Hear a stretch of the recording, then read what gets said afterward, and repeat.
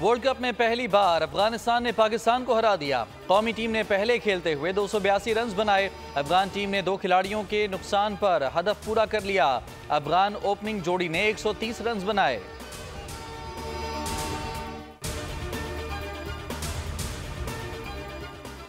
फलस्तीन में इस्राएली दहशतगर्दी, 24 घंटे में 182 बच्चों समेत 400 अफराद शहीद, तादाद 5000 से जायद, 15000 से जायद जख्मी।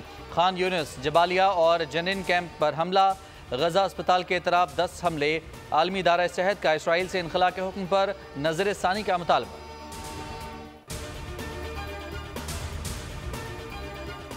और निगरान वज़ीर आला पंजाब का कोट लखपत का अचानक दौरा, मुख्तलिफ बैरक्स में गए, मसाइल सुने, कैदियों की दरख्वास्त पर आंखों का फ्री ऑपरेशन कराने का हुक्म। कहा जिन कैदियों की सजाएं पूरी हो चुकी हैं उन्हें फौरी रिहा किया जाए।